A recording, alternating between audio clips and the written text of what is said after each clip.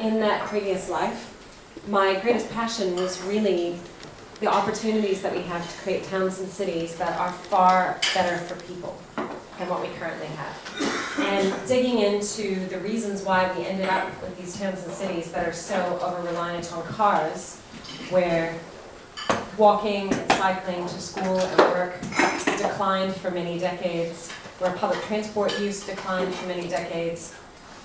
The reasons for that were not because it's an inevitable outcome that people want to use cars and don't want to walk or cycle or use public transport.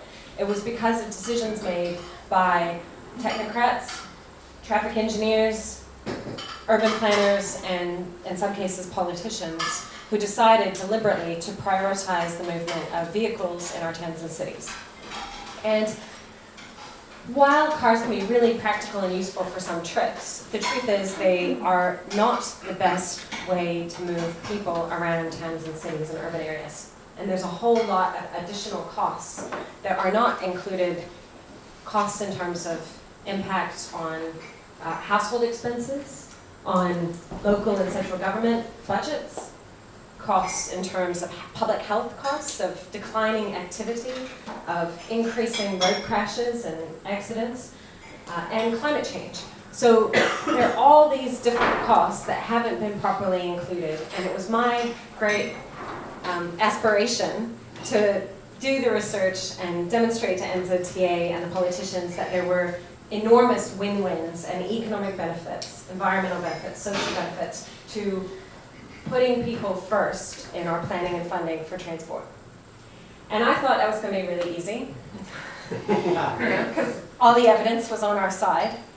But it turns out that it's a little bit more difficult than that, and so I ended up having to put my name forward for the Green Party because I felt the Green Party had the most comprehensive understanding of the relationship between transport, people, and the environment. And so I stood for the Green Party and was elected to Parliament 5.5 years ago. And I believe that now, in 2017, we have the greatest opportunity to change things, because a strong Green Party in a new progressive government could have a huge positive impact on transportation policy, funding, and planning. And that's what I would like to do. So what's been very clear is that cities that have put people first, and I'll give you an example. There's many in Europe, but closer to the New Zealand situation, Vancouver has had a clear hierarchy of priority that puts pedestrians at number one within the city, followed by people using bikes, followed by public transport, followed by commercial vehicles. There is no prioritization of single occupant vehicles for obvious reasons. And if we can do that, if we can create this priority, both in the way we allocate our very precious public space, which is the roadways, carriageway, and how we allocate and plan for funding, then we can totally transform our towns and cities in a way that's going to be beneficial for everyone in New Zealand, whether they need to use a car for some trips or not. So it's all about choice. And I'd say the first step is establishing that hierarchy of that priority within towns and cities, probably saying to local and regional authorities that their mandate is actually to increase the number of people walking and cycling and taking public transport, and that they are then given tools to figure out what combination of policies and projects will best achieve that. And that the overall economic case for it is determined by reducing vehicle kilometers traveled per capita, because we know there's a whole host of costs associated with high vehicle kilometers traveled. And I believe a city like Wellington should have European levels of walking, cycling, and public transport. There's no reason we shouldn't have that. And our public transport needs to be clean and efficient and affordable. Most European cities are now phasing out diesel vehicles at a time when Wellington is going to remove electric trolley buses and replace them with diesel vehicles. And the reason why they're phasing them out overseas is because they've realized the health impacts are actually staggering. They're terrible. There's been no consideration of the health impacts of diesel vehicles in the decision to replace the trolley buses with diesel vehicles. So we have this amazing opportunity.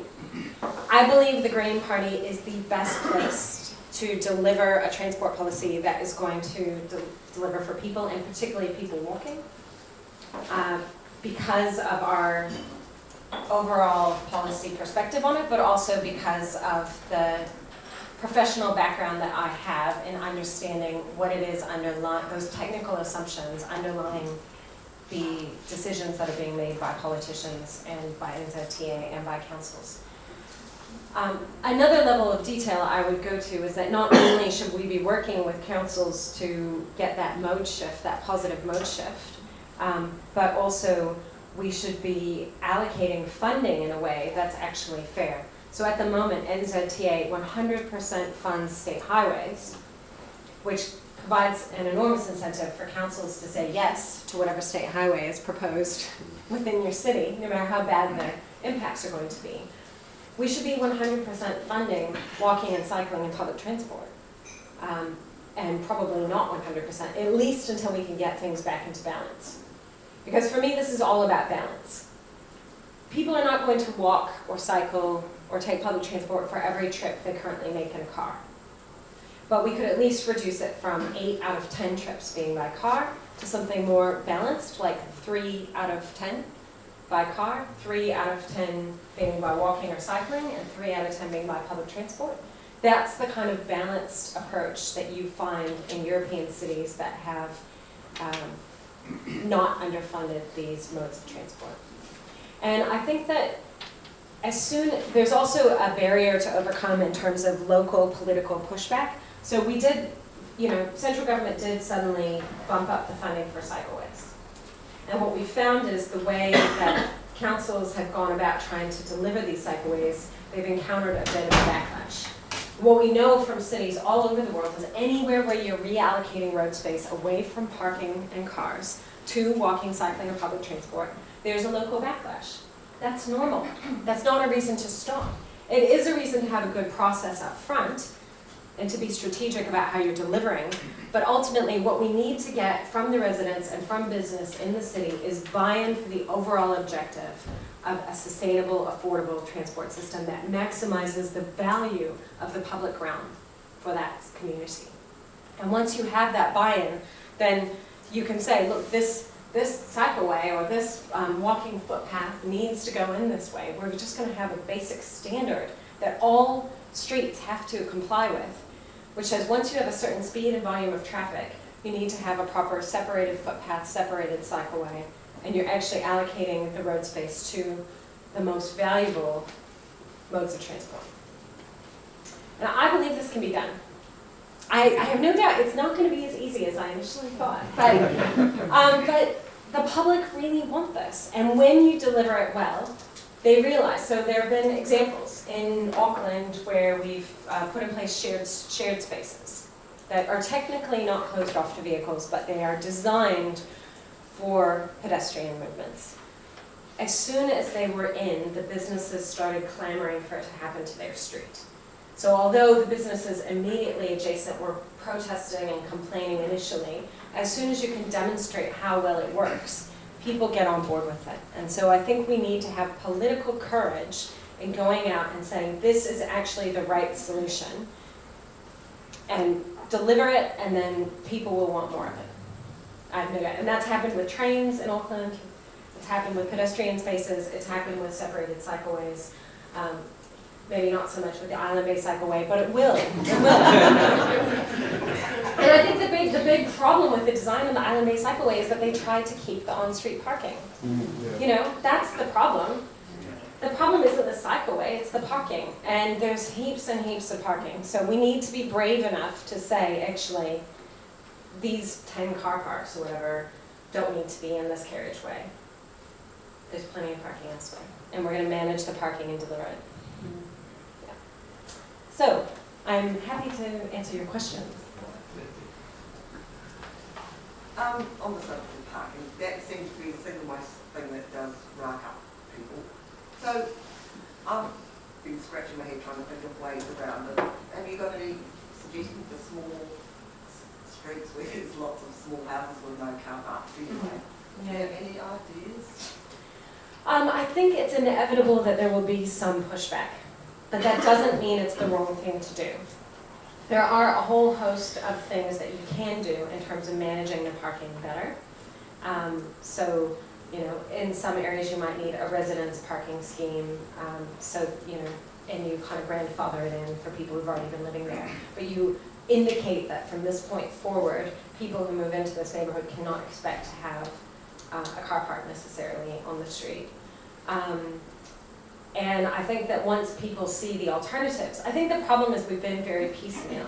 And if people can't see how their lives are going to be made easier, that they're going to have alternatives to driving, then they don't want to give up their car. And so we can't just go about it in this piecemeal way. We have to have the overall strategic vision and be delivering the positives so that they can feel that actually, oh, I don't need that car park because there's a car share company that's popping up in my neighborhood, and I'm going to become a member of that, and I'm going to save heaps of money and have access to a much higher quality electric car, and I've got a really rapid public transport service that I can walk to, and when I'm walking there, I don't feel like I'm about to be killed by heavy vehicles, you know. Yeah, last week I was at a meeting with council about a new development, and exactly those discussions were going on. You know, we've got, well, in the development is going to be 2 car parks on site for each house, even though it's medium density stacked. About 0.6 of the car park on the street, full design. But the council, two of the councillors were saying, well, I wouldn't buy there because I don't have a double garage. So this is the politician, and that's driving the officers to say, well, we don't want to approve that. So there's a bus route going through, it's 10 minutes walk to 2 train stations. So that we're going to have to deliver these things and then show that they work. Yeah. And then if people think, oh, we didn't need bloody 2.6 car parks per house. Yeah. Where is that? In Porirua, just in that. Yeah, those planning rules requiring minimum car parks are a real problem, and I'd like to see a national policy statement or environmental standard that just said actually the council can't require car parks. They can require traffic management plans or transport management plans for large developments, but I think requiring car parks itself cannot be justified by the evidence. And in any case, they're going to, like, if the market is there, the developers will provide the car parks. There's no need for the council to be saying you have to provide more. And there's a big fight going on about that right now in Auckland, because the major retailers have appealed a decision by the council to not require car parks in high density zones. And it'll be interesting to see where they get to. The maximum number of car parks rather than No. This is the retail. It's 1 per 30. They're actually the major retailers, the big shopping malls, have taken the council to court saying you need to require new retail to require 1 car park per 30 meters squared, which is ridiculous in a higher density zone. But they're probably going to settle. But I think if there was clearer leadership from central government on this, I think we could work it through with the councils. The problem is there's been no leadership from central government, and so councils are just going to keep doing things the way they always have. They've got no incentive to change it. Just got a question about transport, the cost of transport. I mean, for me, a couple of years ago, to bring the kids into town would have been $50 return trip. Yeah. Now, it's cheaper for me to bring the car, find a free totally. park. Yeah. So we wanted to catch the train. Yeah. And there'd be hundreds like us, and I just wonder if there's any, we're talking buses and trains, and even the Cook Strait, getting into a highway. Well, and the current government under NZTA, under Stephen Joyce, under National, has a really unjustified policy of requiring that fares cover 50% of the public transport costs, irrespective of the economic cost of that. If you can't catch it, you're not on it paying for the cost of the transport. So, I mean, the Green Party absolutely supports reducing fares and probably looking at free fares for children as well. So that would make it much more affordable for families to use public transport. And we can completely do that within the transport budget. We just need to have that as the priority. Yeah, thanks for coming, Julianne. So just a comment really. You talked about when you're starting out, you thought, okay, we've got the evidence, people will fall into line.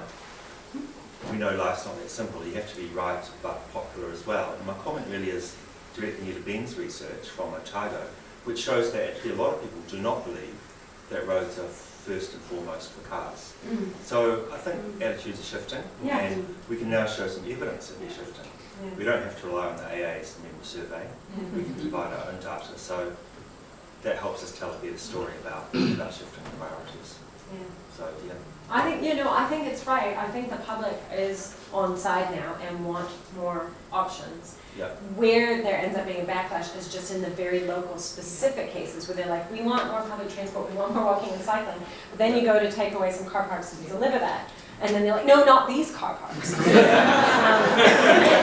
That is universally the reaction of retailers in particular around the world. So we know that we can go in and say, if we've got the key performance indicators. One point I was going to make in response to your question was what we could do is take a more empirical approach to transport projects. So at the moment we tend to propose something, go out and consult on it, debate about this hypothetical scenario for ages. In the case of Dominion Road or Ponsonby Road, it might be 10 years. And then finally get a solution that everyone thinks they can live with. But we haven't tested any of it. Whereas we could just go out, take away the car parks and say, we're just going to take them away for 6 months. And we're going to put in a temporary cycleway and pedestrian path. We're just going to reallocate the road space with something like planters or paint or, some sort of very cheap separation, then monitor the results. And then people have the opportunity to see how it actually works. And then you can tweak it. But much more likely, they're going to see how it is working rather than fearing how it won't work and objecting to it. So I think we need just a much more empirical approach, much more testing and temporary trials of road reallocation and before we move to the permanent solutions. And I think that will really help facilitate the change that we want to see. Julianne, people are always impressed by what they see and experience. That's the last question. Do you think there's a case in point for Wellington to become the sort of Vienna and Vancouver of New Zealand, and then people will follow by example where appropriate?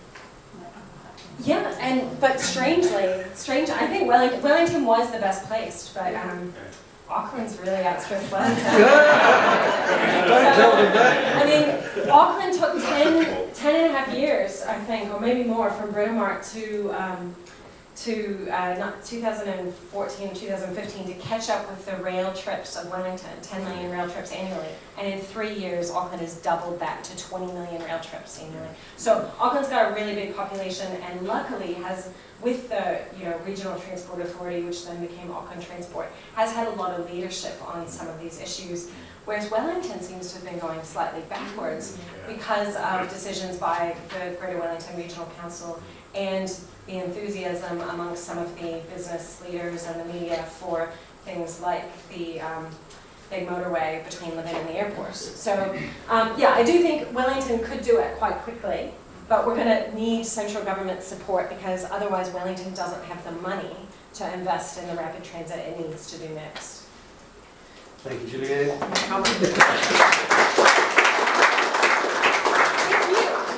Thanks for all your advocacy. But Auckland has not installed any new pedestrian-only spaces. They put in shared spaces, but nothing new for pedestrians. And I've challenged them to that. So. Shared paths, like the pink path Yeah, things. yeah, that's shared with everybody. Pedestrians don't use them. Oh, I see people walking on the pink path all the time. Not elderly and disabled. Anyway, moving on. The ones that you have to keep active if you're going to save the health budget. I agree. On that, not counts. Too late. So next chatter is, it's not speaking, it's not Parliament, is Chris Fahey for you, Labour MP. And I'd like to welcome him up here if he can make it through those chairs. I just need to read this opportune moment. Chair congestion here. Would you like to use the mic? I'll give it a go. Yeah, well done. Thank you, sir. Maloni, Tolokalava, Kirana, Tēnā koutou katoa. My name is Chris Farfoy, for those of you who don't know who I am.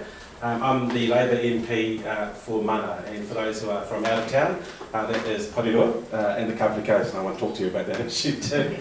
I bring the apologies of our recently minted transport spokesperson, Michael Wood, who couldn't make it today. And I wasn't an urban or a transport planner like Julianne, so I'm very much a layperson. But I do think I bring a perspective as a layperson and also as a local MP, because I think when I thought about talking at this conference, I didn't think I talked about walking much. But when I realised, and I thought about it a bit more, that I do a hell of a lot of time, but it's in a completely different frame. I'm going to start off in a very interesting way and say that when I was in my car the other day, I heard Ben on the radio on the afternoon show with Megan Whelan. And that did get me thinking a lot about how we're talking about walking.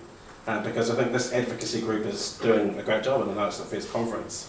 But I do think that there are a hell of a lot of conversations out there amongst the public about walking, but they just don't realise it. And I want to give you one example with my parents' hat on, and I think you raised it, and it is about safety. I think the time when I'm most stressed is when I've got my 8-year-old and 5-year-old and trying to cross the road. And I think if you put it in that frame with people out there, they do want to talk about walking. And I think and I was interested to see your research, Ben. When I lived in London for 2 years, I didn't own a car. Right now, I think I couldn't live without a car. But for 2 years, the best years of my life, I didn't live with a car at all. How did that happen? So I do think it needs more leadership from people like myself and Julianne to make sure we're making the right central government decisions to support local government, to integrate these kinds of decisions into their policy, but also it needs the funding, because I think we've lumped a hell of a lot on local government, and I acknowledge the councillors who are here today. Michael has asked me to send a message to this group. In the next fortnight we're going to release our transport policy, and as part of that there's going to be a major increase in funding for cycling and walking infrastructure. He asked me to say, I know the details, I could give them to you, but then I'd be out of a job. But in the next couple of weeks we will make that announcement, and I think it really neatly integrates into some of the thinking that Julianne has enlightened us with, that the Greens are doing, and I really do think that they're going to be a really positive influence on a Labour-led government to make sure that, coalition government, partnership, whatever you want to call it these days, whatever happens on September the 23rd, to make sure that we move away from the thinking that the current government has that is basically around motorways and roads and four wheels. And I think that is certainly what we've picked up in the community, whether up in Kapiti, and I know they've integrated a cycleway and a walkway up there, but I think when I think about my own electorate, that has been heavily impacted by decisions that have been made about motorways and big roads. And very little has gone into money, going a little bit deeper into the community, into councils that can have conversations about increased investment in walkways and cycleways. Now, the one example that has been raised about my own patch here in Porirua is, if anyone knows Porirua well, it should be the perfect walking city, but it isn't.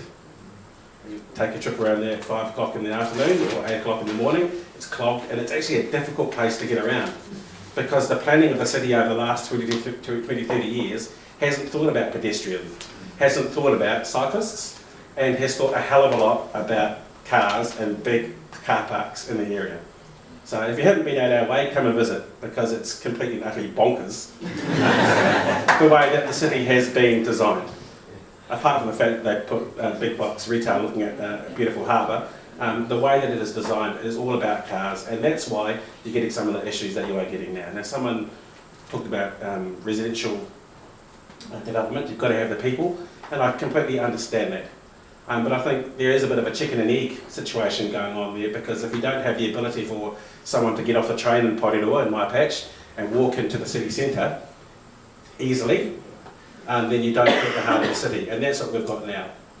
And it takes some leadership from the local government, and it has to be backed by central government with money to be able to make some brave decisions and ask some hard decisions of landowners and business owners in a particular area to make sure that our city centres do have walkways that make it easy.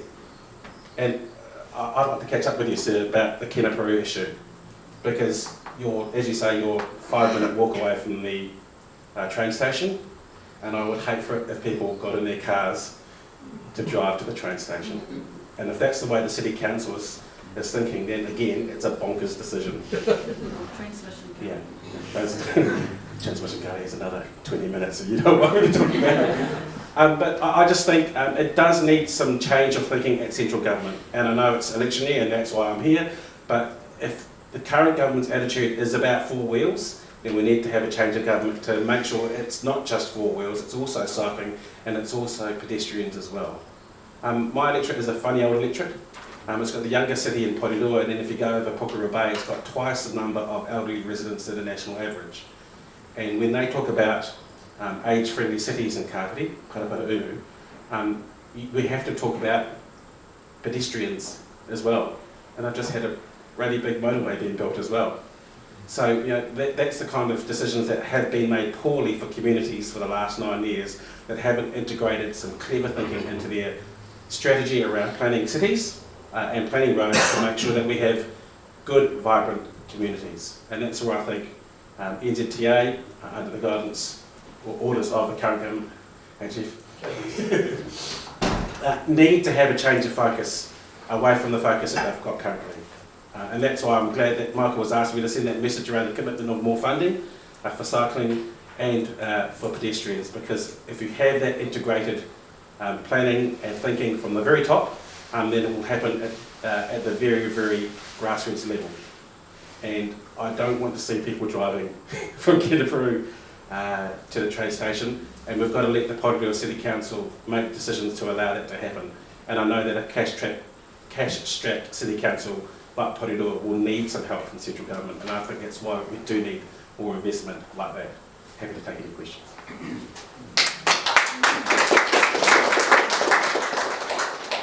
We know, we've just heard the evidence that walking and public transport are very closely related. Yeah. So what will Labor do with RONs? With RONs? Yeah. Well, some have already started. I think it's going to be hard to unscramble some of that egg. But I think we're going to have to divert more of that roading investment into local roads as well. We've seen what's happened to them. This is not about walking.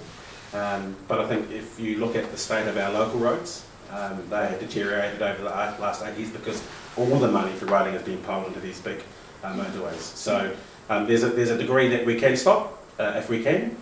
And I think, but unfortunately, there's some stuff that has started out. It's just unfortunately we're going to have to keep going. Will you be able to stop the Wellington ones? I fear They not. haven't started yet. They haven't started yet? They haven't started. I fear that they're too far down the road, those ones. But I think it's one of those things we're going to have to look when we get there. This is 4 lanes to the plains I'm talking Yes, yes, I know. about. Do you think it's gone too far? I think a hell of a lot of it has. But that's the kind of thing that I think we're going to have to look at when we get there, as to what kind of state it is in, because we don't know everything behind the scenes to see whether it is stoppable. I'd prefer to stop it because there's a lot of revenue caught up there that we can use for other things.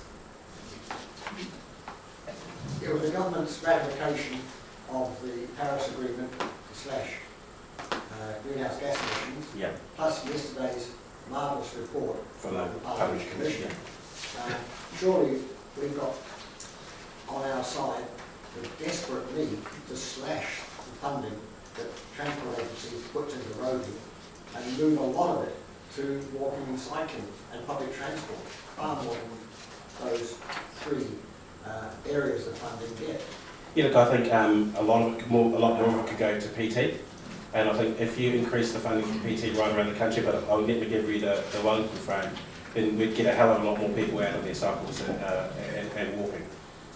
There are still some, I know there are city councillors in the room, there's still some issues around integration that I think we could make easier, that would get a lot more people onto the buses and the trains. I'm not sure if everyone's a Wellingtonian in this room, but it's administratively difficult if you live where I live, in Titahi Bay, to get from there to Wellington City. Well, a lot of people that I speak to find it difficult. Different card for the bus and a ticket on the train is a pain in the backside for a lot of people. And unfortunately, out of my communities, it's low-income people who have to go into the city. So if there is more funding for PT so we can integrate faster and better then it'll make it a lot easier for people who are low and middle incomes and students living a long way away from Victoria University to get into the city. Yeah, thank you very much for your talk.